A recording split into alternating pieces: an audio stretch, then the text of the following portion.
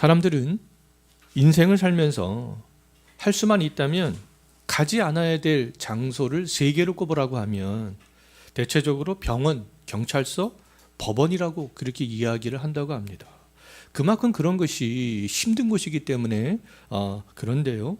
그런데 바울은 이 전도 여행을 다니면서 사람들과 시시비비 가리는 그 현장에 오늘날로 말하면 경찰서, 법원 그런 데 수도 없이 그렇게 섰었잖아요. 특히 이제 3차 전도 여행을 마치고 예루살렘으로 돌아온 바울의 인생은 이제 지속적으로 로마에 가기까지 재판장에 계속 서는 그런 인생이었습니다. 바울은 예루살렘에 도착한 지 며칠 안 돼서 이제 처음으로 예루살렘 공회에서 재판을 받았었잖아요. 지난주에 우리가 예루살렘 공회에서 재판을 받는 그런 과정에 대해서 우리가 살펴봤습니다. 오늘 본문을 보게 되면 이제 예루살렘 공회에서 총독 벨릭스가 있는 가이사랴로 호생된 그 바울이 그곳에서 다시 한번 재판을 받게 되는 것을 볼 수 있습니다. 오늘 재판에 등장하는 사람은 3명인데요. 바울의 죄를 입증하기 위하여서 바울의 죄를 고발하는 역할을 맡았던 더둘로와 더둘로의 고발에 대해서 자신을 변호했던 바울인데요. 이 더둘로와 바울은 가이사랴에 있는 총독 벨릭스의 재판장에서 이제 법적 공방을 아주 굉장히 치열하게 하는 것을 볼 수 있습니다. 두 사람의 변호를 다 듣고 난 다음에 이제 재판장 이제 벨릭스가 판결을 내리는 그런 내용들이 되겠습니다. 우리는 오늘 이 본문을 통하여서 그럼 재판장에 서 있는 이 세 사람의 그런 주장과 판결에 대해서 우리가 좀 생각을 해보도록 하겠습니다. 바울이 예루살렘에서 결박당하게 된 이유는요, 아시아에서 온 유대인들이 거짓말을 했기 때문이었잖아요. 아시아에서 온 유대인들은 바울이 이방인 드로비몬을 성전에 데리고 들어가지 않았음에도 불구하고 성전에 데리고 들어간 것처럼 거짓말을 하여서 예루살렘에 살고 있던 많은 사람들을 충동질시켰습니다. 공회에서 재판을 이끌어가던 대제사장 아나니아와 바울을 죽이기 전에는 아무것도 먹지도 않고 마시지도 않기로 결의했던 그 40여 명은 아시아에서 온 그 유대인의 거짓말에 현혹되었잖아요. 그래서 바울의 재판을 아나니아는 불리하게 이끌어갔고 40여 명은 바울을 죽이는데 그렇게 혈안이 되어져 있었습니다. 바울을 재판하는 예루살렘 공회는 또 바울에 대해서 다 적대적이었잖아요.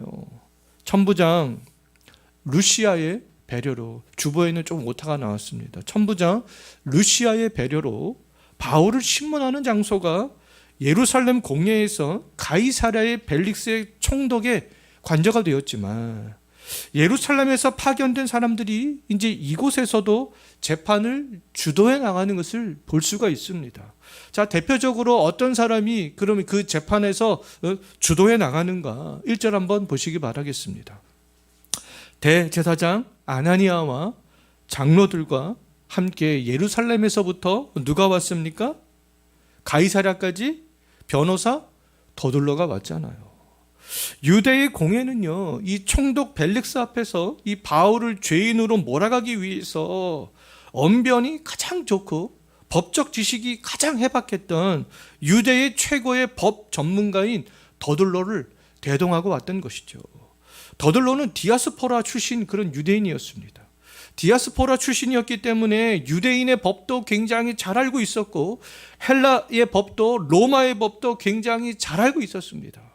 더둘로는요, 언변이 좋고 법적 지식이 굉장히 해박했기 때문에 변호사라고 그렇게 칭하고 있지만 총독 벨릭스 앞에서 하는 일들을 가만히 보면 검사 역할을 하는 것들을 알 수가 있어요. 더둘로는 좋은 언변과 해박한 법적 지식을 가지고 이제 선량한 바울을 고발하는 데 사용하는 것을 볼 수가 있습니다. 더둘로가 바울을 고발하는 데 사용한 방법은요, 아시아에서 온 유대인들이 거짓말로 사람들을 선동했던 것처럼 거짓말이었어요. 더둘로가 벨릭스 총독 앞에서 바울을 고발하는데 그 3가지로 고발합니다. 근데 그 3가지가 다 거짓말이었다라는 것들을 알 수가 있어요. 자, 그럼 더둘로의 첫 번째 거짓말이 무엇이었냐 하면 더들로는 바울을 고발하는 말로 시작하는데 그 재판장에서 그 첫 번째 거짓말은요, 그 권세자인 벨릭스에게 아첨하는 말을 합니다. 이 아첨하는 말 자체가 거짓말 아니겠어요? 더들로가 유대를 통치하는 총독 벨릭스에게 그럼 어떤 거짓말을 했는가? 어떤 아첨하는 말을 했는가? 3절 한번 보십시오. 어떤 거짓말을 했습니까? 더들로는 벨릭스 총독을 힘입어 유대민족이 지금 태평을 누리고 있다. 그리고 유대민족이 여러 가지로 이 벨릭스 때문에 개선된 것처럼 그렇게 말을 하고 있잖아요. 그러나 이 더들로의 말은 실상과는 달랐습니다. 당시 유대민족은 로마의 통치 아래서 굉장히 많은 고통을 그렇게 당하고 있었어요. 당시의 역사학자였던 요세푸스에 의하면 벨릭스를 향한 유대민족의 반감은 굉장히 대단했다라고 그렇게 기록을 하고 있습니다. 그럼에도 불구하고 더들로는 지금 거짓말로 아첨하는 말을 하고 있는 거잖아요. 더들로의 말은 유대인의 입장을 대변하는 말이 아니었던 거잖아요. 벨릭스에게 굉장히 아첨하는 그런 말이었습니다. 벨릭스를 향한 이 더들로의 말은요, 과거 일제강점기 때 일본이 우리나라에 침략해서 민족 말살 정책을 하고 공포 정치를 하면서도 근대화를 이끌어준 것처럼 그렇게 이야기를 하잖아요. 더들로는 이 벨릭스 때문에 유대민족이 태평을 누리고 여러 가지로 개선된 환경 속에서 그렇게 살고 있는 것처럼 그렇게 이야기를 했던 것이죠. 더들로와 함께 예루살렘에서 가이사랴까지 함께 온 대제사장 아나니아도 장로들도 모두 이 더들로의 말이 아첨하는 말이 거짓이라는 것들을 다 알고 있었잖아요. 그럼에도 어느 누구도 더들로의 거짓말에 대해서 이의를 제기하지 않았습니다. 이들은 하나님을 믿는 사람들이었지만 거룩하신 하나님의 근데 그 속성을 알지 못했던 것이죠. 하나님이 어떤 분인가? 하나님께서 어떤 속성을 가지고 있는가? 우리가 이 교리를 배우신 분들은 알겠지만 우리 교리 시간에 이거 다 나오는 거 아니겠습니까? 하나님께서 어떤 속성을 가지고 있으신 분인가? 하나님께서는 많은 속성을 갖고 있지만 내가 거룩하니 너희도 거룩하라. 근데 이 대제사장 아나니와 더들로 장로들 이 말씀을 몰랐겠어요? 말씀을 다 알고 있었습니다. 근데 그 말씀을 삶의 현장에서는 실천하고 있지 않았던 거잖아요. 아시아에서 온 이 유대인들도 더들로의 이 거짓말을 듣고도 침묵했던 아나니아와 장로들도 자기들의 이 어떤 이 특정한 목적을 위해서라면 이게 거짓말도 서슴없이 했던 거죠. 자신들의 이득을 위해서라면요. 이들의 목적 뭐였습니까? 지금 바울을 죄인으로 만드는 거였잖아요. 바울을 죄인으로 만들 수만 있다면 어떤 거짓말도 이들은 다 했던 것이죠. 이들은 자기들의 거짓말 때문에 한 사람의 인생이 망가지는 것 대수롭지 않게 생각했습니다. 거짓이었지만 자신들의 이득과 목적을 위해서 한 사람의 인생을 망가뜨리고 거짓말을 하는 것들 그렇게 정당화했던 것이죠. 자, 더들로의 이제 두 번째 거짓말이 있는데요. 그 두 번째 거짓말이 무엇인가? 5절 한번 보시기 바라겠습니다. 더들로가 지금 바울을 향해서 재판장에서 지금 뭐라고 그렇게 고발하고 있습니까? 바울 이 사람은 전염병 같은 사람이다. 전염병 같은 사람이라고 지칭하면서 천하에 있는 유대인을 소유하게 하는 나사렛 이단의 우두머리입니다. 이렇게 지금 고발을 하고 있잖아요. 자, 표면적으로 볼 때 이 더들로의 이 말은 맞습니다. 바울이 1차, 2차, 3차 전도 여행을 통해서 이방인들뿐만 아니라 유대인들도 나사렛 출신인 예수 그리스도를 주님으로 믿게 되었잖아요. 바울이 증거하는 그 복음을 통하여서 아시아와 마게도니아와 아가야 지방에 있는 유대인들이 교회를 중심으로 모이게 되었습니다. 바울은 주 예수 그리스도의 복음으로 사람들을 전염시켰고요. 전염된 사람들은 교회를 중심으로 모이게 되었던 거죠. 더들로는요, 교회를 중심으로 모인 유대인 그리스도인들이 바울에게 선동된 그런 사람들로 생각을 했던 것이죠. 더들로는 바울이 유대인들을 규합해서 로마에 대항하는 반역자의 우두머리처럼 지금 그렇게 고발하고 있는 거예요. 로마법은 로마에 반역하는 사람에 대해서는 사형을 언도했습니다. 더들로는 벨릭스가 로마법을 어긴 바울에게 사형을 언도할 것을 원했던 것이죠. 바울은 복음으로 사람들을 전염시킨 그런 사람이지 반정부 운동을 했던 사람이 아니었잖아요. 그럼에도 더들로는 바울이 한 일에 대해서 지금 교묘하게 왜곡시키고 있는 거죠. 더들로는요, 재판을 유리하게 이끌어가기 위하여서 거짓말을 했지만 실상은 바울이 그리스도 안에 있는 신실한 사람이다라는 사실을 드러내주는 그런 말이었어요. 더들로가 바울을 고발한 것처럼 오늘날 교회에 적대성을 보이는 사람들이 교회를 중심으로 모이는 우리들을 향하여서 저들은 전염병 같은 자요, 나사렛 이단의 우두머리 같은 자라고 만약 고발한다면 그럼 우리들은 복음 안에서 성공한 사람들이 아니겠습니까? 예? 복음 안에서 성공한 사람들. 표면적으로는 그렇게 지금 더들로가 얘기했지만 그 말 속에는 바울이 진짜 예수님을 따르는 사람이구나, 복음으로 변화를 시키는 사람이구나, 그런 의미가 거기에는 내포가 되어져 있는 거 아니겠어요? 자, 이제 더들로의 세 번째 거짓말이 있는데요. 어떤 거짓말을 했는가? 6절 한번 보십시오. 바울이 어떻게 했다라고 지금 얘기하고 있어요? 성전을 더럽게 했다라는 거잖아. 이것은 이제 유대인의 법에 저촉이 되는 것이죠. 사도행전 21장에서 우리는 이미 살펴봤듯이 바울은 시내에서 에베소 사람 드로비모와 함께 있었던 적은 있었지만 그 드로비모를 성전으로 데리고 들어간 적은 없었잖아요. 그럼에도 더들로는요, 아시아에서 온 그 유대인들이 사람을 선동하기 위해서 했던 거짓말을 지금 벨릭스 앞에서 앵무새처럼 그대로 지금 반복하고 있는 것이죠.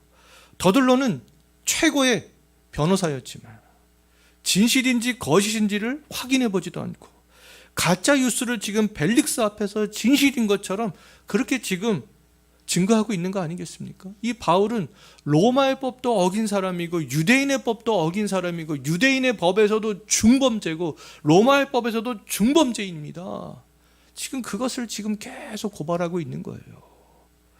더들로는 지금 유대 최고의 변호사였지만 하나님을 온전히 알지 못했기 때문에 그의 사고체계 속에서 인생을 살아가는 그런 인생관 그런 가운데 거짓말을 이렇게 쉽게 할 수밖에 없었던 거죠. 요한복음 8장 44절 말씀을 보게 되면요, 사람들이 거짓말을 하는 이유에 대해서 예수님께서 말씀하고 있는데요, 사람들이 거짓말을 하는 이유는 진리가 너희 속에 없기 때문이다, 이렇게 말씀하고 있습니다. 더들로와 장로들과 대제사장 아나니아는 하나님을 믿는다라고 이야기를 하고 있는 그런 사람들이었지만 그들이 지금 거짓말하고 거짓말에 침묵하고 있잖아요. 그 이유가 그럼 뭐겠습니까? 그들 안에는 진리가 없다라는 것이죠. 그럼 그들이 믿는 하나님은 거짓된 하나님이라는 거 아니겠습니까? 거짓된 하나님을 믿고 있다라는 거 아니겠습니까? 하나님을 온전히 알지 못하고 있는 것이죠. 진리이신 정말 예수 그리스도를 안다면 더들로처럼 거짓말을 하고 대제사장과 장로들처럼 거짓말 앞에서, 눈에 빤히 보이는 거짓말 앞에서 침묵할 수 없는 거 아니겠어요?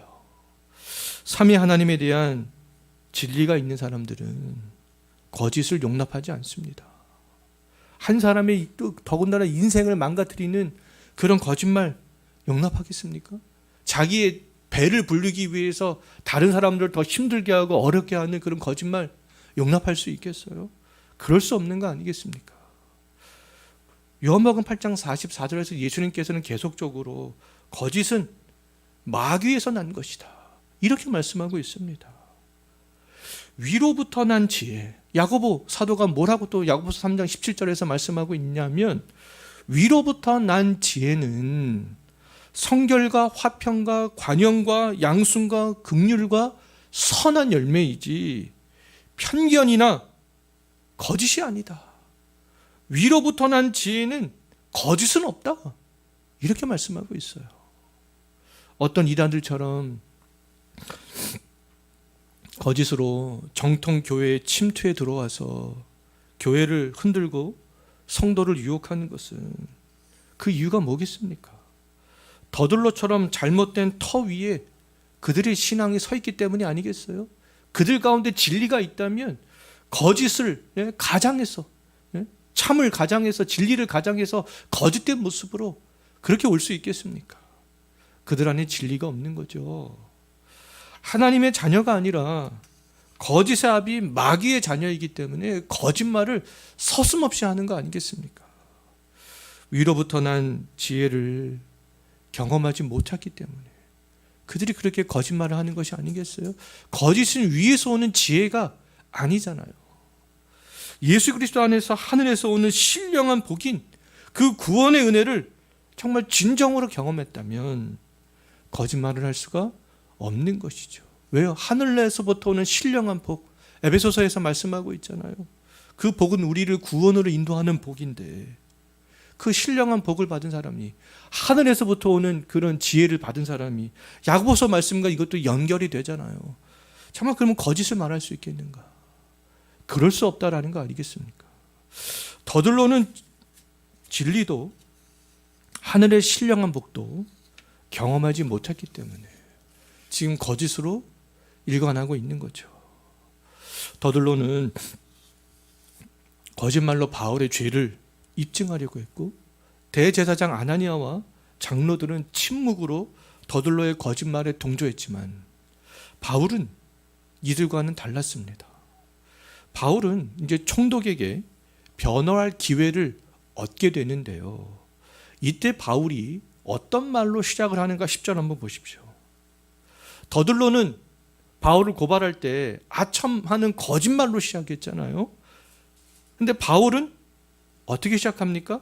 사실만을 간략하게 이야기하는 것을 볼 수 있잖아요. 바울은 총독에게 어떻게 이야기를 했습니까? 유대 민족의 재판장이 된 것을 내가 안다. 이거 사실이잖아요. 이렇게 유대 민족의 재판장이 된 것을 내가 안다라고 하면서 이제 더들로의 고발에 대해서 조목조목 자기를 변호하기 시작하는 것을 볼 수 있습니다. 자, 첫 번째로 바울은요, 더들로가 바울이 천하에 있는 유대인들을 규합해서 소욕해하는 사람이다 라고 말한 것에 대해서 이제 자기를 변호를 하는데요. 바울이 어떻게 변호했는지는 11절과 12절을 보면 알 수 있어요. 바울은 자신이 예루살렘에서 온 목적과 예루살렘에 체류한 그 기간에 대해서 이야기를 하잖아요. 내가 예루살렘에 온 목적, 예루살렘에 체류한 기간, 그것을 이야기하면서 내가 유대인을 규합해서 소동을 일으키지 않았다라는 것을 지금 증명해 보이는 것이죠. 더들로의 말은 틀렸습니다. 그것을 지금 증명해 보이고 있는 거잖아요. 바울은요, 더들로의 주장과는 달리 유대인을 규합해서 소동을 일으키려고 예루살렘에 온 것이 아니다라는 거잖아요. 바울이 예루살렘에 온 이유는 지금 뭐라고 밝히고 있습니까? 예배하기 위하여서, 절기를 지키기 위해서, 예배하기 위하여서 내가 왔다. 그리고 내가 예루살렘에 온 지 지금 12일밖에 되지 않았다. 그렇기 때문에 사람들을 어떻게 규합해서 소동을 일으킬 만한 그런 시간도 없었고, 사람을 규합해서 소동을 내가 일으키려고 했던 것도 그 본 사람도 아무도 없다. 그렇게 지금 자기를 변호하고 있잖아요. 바울은 두 가지를 근거로 더들로의 그런 고발이 명백하게 지금 거짓이라는 것들을 증명하고 있는 것이 지금 법적 다툼을 아주 지금 날카롭게 하고 있는 거 아니겠어요? 자, 두 번째로 바울은 더들로가 나사렛 이단의 우두머리라고 고발한 것에 대해서 또 변호하는 것을 볼 수 있는데, 더들로의 그 고발에 대해서 바울이 어떻게 변호했는지는 14절과 15절에 있어요. 더들로는 바울을 나사렛 이단이라 칭했지만 바울은 뭐라고 말하고 있습니까? 더들로가 이단이라고 칭하는 내가 그 도를 따라 조상의 하나님을 섬기고 율법과 선지자의 글에 기록된 것을 믿고 바리새인들도 인정하는 그런 부활을 기다리는 것을 밝혔잖아요. 더들로는 분명히 이단이라고 했는데, 그럼 더들로가 이단이라고 말한 것들을 쭉 지금 바울이 나열하고 있잖아요. 근데 이것은 누구도 하고 있는 거예요? 바리새인들도, 유대인들도, 조상의 하나님을 섬기고 아브라함과 야곱과 이삭의 그 하나님을 섬기고 율법과 선지자의 글, 구약 성경, 내가 그것을 기록된 것을 믿고 바리새인들도 인정하는 부활을 나는 소망하는 사람이다. 그것을 지금 이렇게 밝히고 있는 거죠. 바울은 이단의 괴수가 아니라 자신이 믿는 하나님에 대해서, 그리고 바리새인들도 인정하는 부활에 대해서 소망하고 있다라는 것을 밝힘으로 지금 더들로의 고발이 거짓이다라는 것을 지금 증명하고 있는 것이에요. 자, 세 번째로 이제 바울은 더들로가 성전을 더럽혔다라고 한 것에 대해서 또 변호를 하는데요. 여기에 대한 이 바울의 변호는 17절부터 21절까지를 보면 알 수 있습니다. 바울은 더들로가 고발한 것처럼 성전을 더럽혀 모독하지 않았다라는 것에 대해서 지금 증명하고 있어요. 바울은요, 나는 성전을 모독할 목적으로 나는 예루살렘에 온 것이 아니야, 그것을 이야기하고 있는 것을 볼 수 있는데요. 17절을 보게 되면 나는 오히려 성전을 모독할 목적으로 예루살렘에 온 것이 아니라 어려움에 처해 있는 유대 민족을 구제할 나는 재물을 가지고 왔다라고 밝히고 있잖아요. 마게도냐와 아가야에 있는 그 이방인들이 헌금한 것을 가지고 와서 난 지금 유대 민족을 도왔다, 난 그것을 위해서 왔어 라고 밝히고 있죠. 바울이 이방인 드로비모를 성전으로 데려가서 성전을 더럽게 할 목적이었다면 유대인의 결례를 지켰겠습니까? 지키지 않았겠죠. 근데 우리가 몇 주 전에 살펴봤지만 바울은 유대인의 결례를 지켰잖아요. 머리를 깎는 이발비까지 바울이 다 비용을 댄 것에 대해서 살펴봤습니다. 자, 유대인들도 바울이 성전에서 유대인의 예법에 따라 결례를 행하고 성전에서 소동을 일으키지 않았다라는 것들을 본 사람들이 굉장히 많이 있었어요. 더들로는 거짓말로 바울을 이처럼 고발했지만 바울은 하나님과 사람에 대해서 지금 16절 한번 보십시오. 뭐라고 말씀하고 있습니까? 하나님과 나는 사람에 대해 양심에 꺼리낌이 없는 그런 진실한 말로 지금 변화하고 있다라고 이야기하고 있잖아요. 총독 벨릭스는 바울의 생사 여탈권을 쥐고 있는 사람이었지만 바울은 그 앞에서도 주님께서 주신 양심에 따라 자기 자신에 대해서 변호를 했고 더들로의 그런 거짓말에 대해서 조목조목 반박하는 그런 이야기를 지금 한 것이죠. 바울은 억울하게 지금 재판장에 섰고 거짓말을 하는 사람들에게 고발당했지만 바울은 지금 진실만을 지금 계속적으로 이야기를 했잖아요. 바울의 양심은 더들로와는 달리 주 예수 그리스도로 말미암아 회복되었기 때문에 지금 양심에 거리낌이 없는 그런 말들을 계속 말할 수 있었던 것이 아니겠어요? 바울은 법적 공방이 오고 하는 재판장에서 양심에 따라서 자신을 지금 정당하게 변호했던 거죠.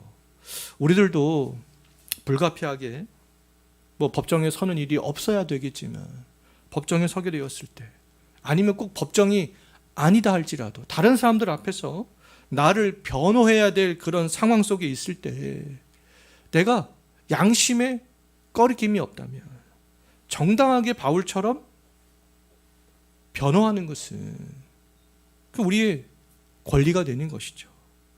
양심에 거리낌이 없는 정당한 변호를 우리는 얼마든지 사용할 수 있어야 된다라는 것들을 알 수가 있겠습니다.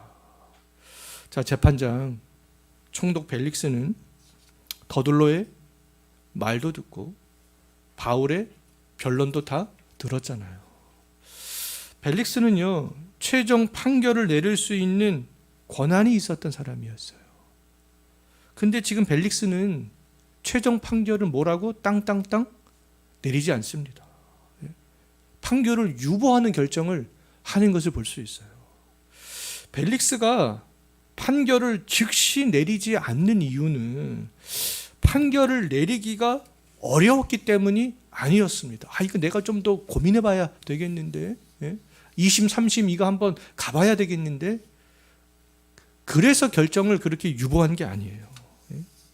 22절 한번 보십시오. 벨릭스는 이미 뭐에 대해서 알고 있었어요? 유대인의 율법과 하나님의 부활에 대해서 알고 있었습니다. 그 도에 대해서, 바울이 지금 변호했던 그 도에 대해서 이미 다 알고 있었어요. 그럼 벨릭스가 이것을 어떻게 알고 있었을까? 우리는 이것은 추측이지만 24절 말씀을 보게 되면 이 벨릭스의 아내인 두루실라가 어디 사람이었습니까? 유대 사람이었잖아요. 그럼 벨릭스는 이미 아내에게서 그 유대인의 그런 믿는 하나님에 대해서, 또 부활에 대한 어떠한 소망에 대해서 들어서 알고 있었던 거죠.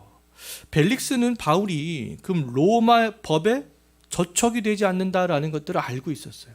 그럼 벨릭스는 바울이 유대인의 법에도 저촉이 되지 않는다라는 것들을 알고 있었습니다. 그것 때문에 벨릭스가 판결을 유보하면서 바울의 편의를 봐주는 것을 볼 수 있어요.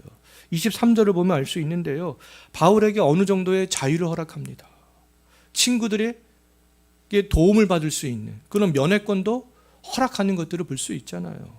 만약 벨릭스가 바울이 증거한 그 도에 대해서 위험하게 생각했다면 자유도 허락하지 않았겠죠. 친구들의 면회도 허락하지 않았을 거예요. 왜요?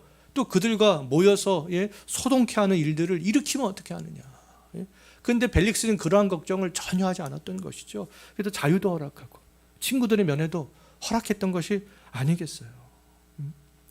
자, 벨릭스는 그럼 바울이 로마에도 위험한 인물이 아니다라는 것들을 알고 있었어요. 무죄하다라는 것을 알았지만 바울을 그럼에도 불구하고 풀어주지 않잖아요. 천부장 루시아가 올 때까지 재판을 오히려 연기하는 그런 결정을 했습니다. 자, 벨릭스가 천부장 루시아를 그럼 기다리는 것은 왜 루시아를 기다렸겠는가? 그것은 핑계라는 것들을 오늘 말씀을 보면 알 수 있어요. 천부장 루시아가 누구였습니까? 우리가 지난주에 살펴봤잖아요. 천부장 루시아는 로마 시민권자인 바울을 총독 벨릭스에게 보냈던 그런 사람이었잖아요. 보낼 때 군사들로 바울을 지킬 수 있도록 편의를 봐줬고, 바울이 걸어서 가는 게 아니라 짐승이 끄는 수레를 타고 갈 수 있도록 편의를 봐줬고, 거기다가 더해서 벨릭스에게 무엇까지 주었습니까? 편지까지 써서 보냈었잖아요. 벨릭스에게 그 편지를 보낼 때 이미 그 편지의 내용에 내가 바울을 조사해 봤는데 바울에게서 어떤 죄도 찾을 수 없다라는 것들을 그 편지의 내용에 이 천부장 루시아는 이미 밝혔습니다. 그럼에도 이 벨릭스가 천부장 루시아가 올 때까지 재판을 지금 연기하고 있잖아요. 그 재판을 연기한 것은 그럼 다른 이유가 있었기 때문이었다라는 것들을 우리는 알 수가 있습니다. 오늘 본문 말씀을 보게 되면 그 두 가지 이유 때문에 이 벨릭스가 재판을 연기한 것을 알 수 있는데요.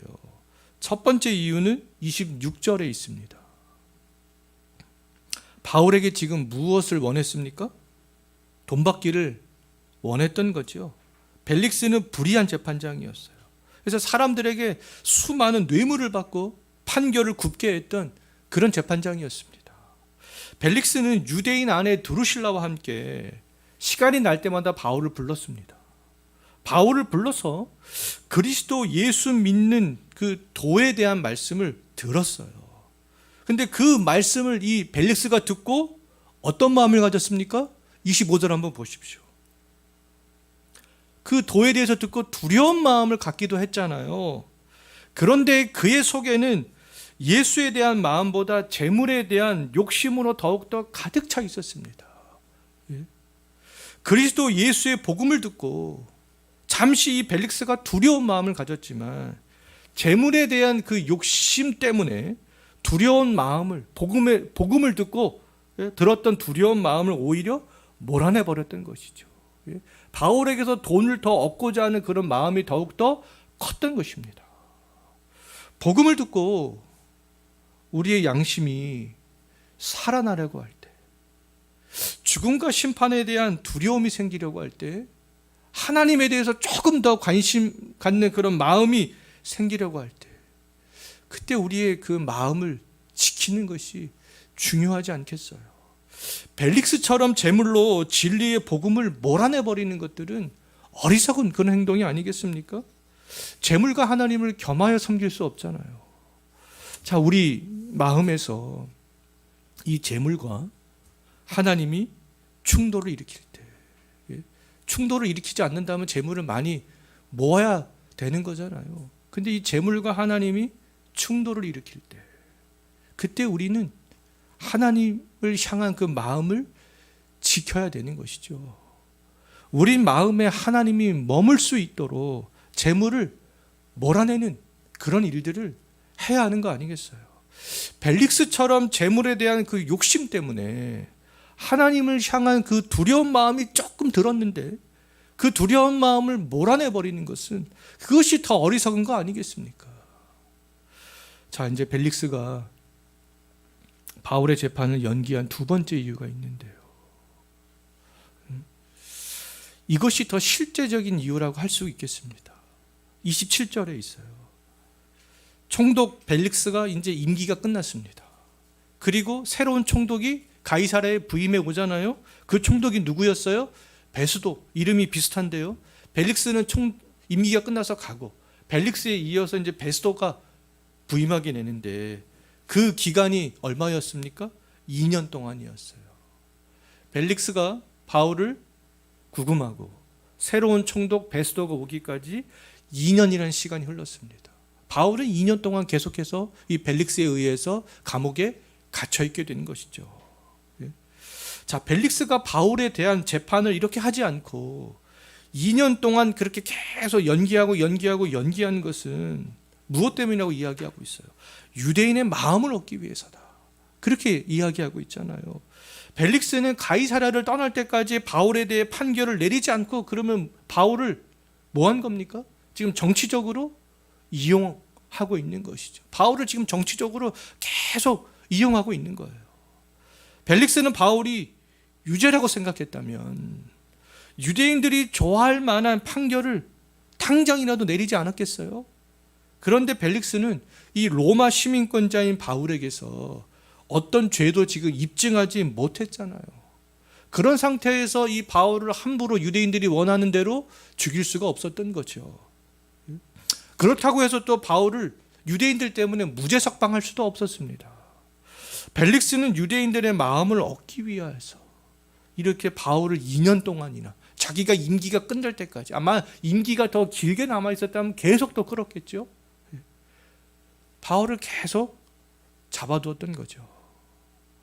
불의한 재판장이 벨릭스의 결정으로 바울은 2년 동안 감옥에 갇혀 있게 되었어요.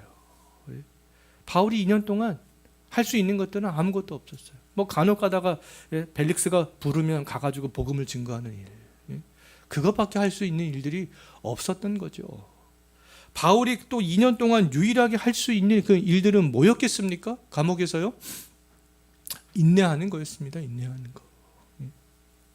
인내하면서 주님의 때를 기다리는 거였죠.